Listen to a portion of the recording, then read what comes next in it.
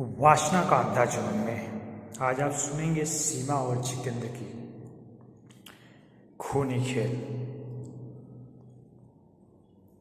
नमस्कार दोस्तों, स्वागत है आपका वासना का अंधा जुनून में, जहां हम आपको सुनाते हैं वो सच्ची कहानियां जो हवस, धोखे और लालच के अंधेरे में डूबी होती हैं।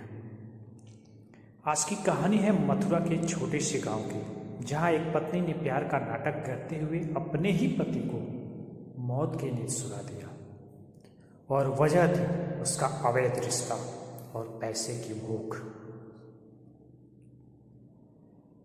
जितेंद्र एक 35 साल का बहुत ही मेहनती दुकानदार, गांव में इज्जतदार, सबका चहेता, अपनी पत्नी सीमा और एक छोटे बेटे के साथ उसकी जिंदगी बहुत खुशहाली से कट रही थी। लेकिन ये खुशहाली सिर्फ ऊपर से थी, अंदर ही अंदर सीमा का दिल किसी और के लिए धड़क रहा था। वो था गांव का ही एक टैक्सी ड्राइवर जिसका नाम था रोहित। रोहित और सीमा की मुलाकात जितेंद्र की दुकान पे आने जाने के दौरान हुई। कुछ ही समय में ये मुलाकातें चोरी छिपे मिलने और शारीरिक रिश्तों में बदल गई। रोहित ने सीमा के कान भरने शुरू कर दिए। अगर हम साथ रहना चाहते हैं तो तुम अपने पति से छुटकारा पाना होगा।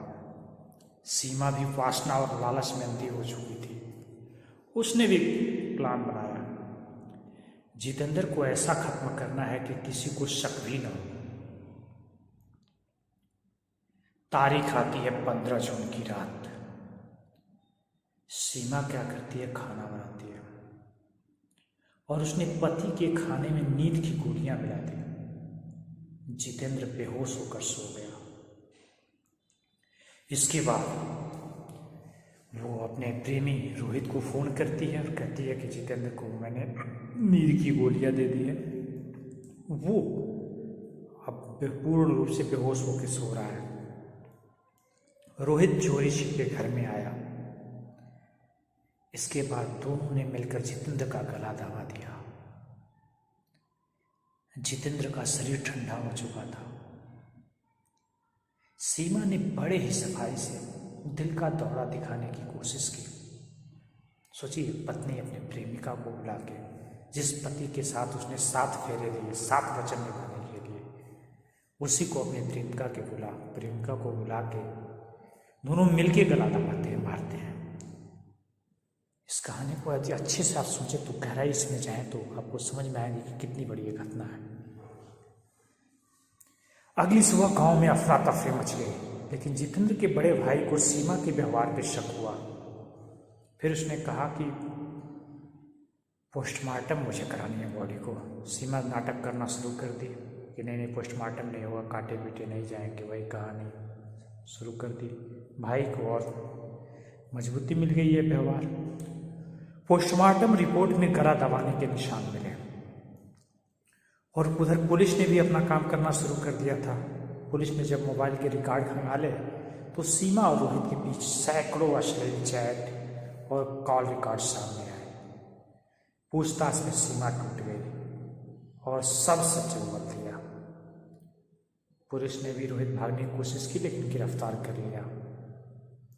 आज सीमा और रोहित दोनों को उम्र कैद की सजा मिली और वो काट भी रहे हैं।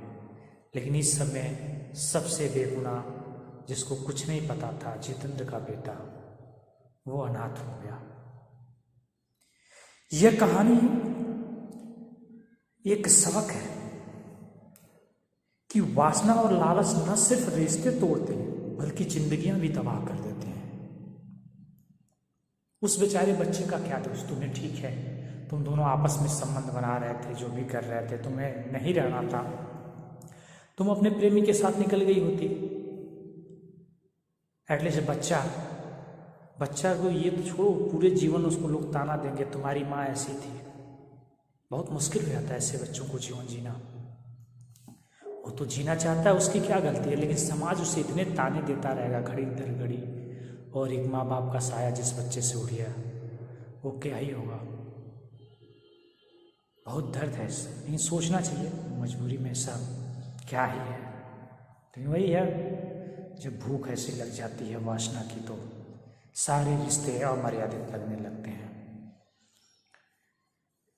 दोस्तों, अगर आपको लगता है कि ऐसे अफराधों से समाज को सीख लेनी चाहिए तो इस वीडियो को लाइक और शेयर जरूर करें और वासना का अंधा जुनून को सब्सक्राइब करें, जहां हम लाते हैं ऐसे ही सच्ची कहानियां जो आपको सोचने पे मजबूर करते हैं। धन्यवाद दोस्तों।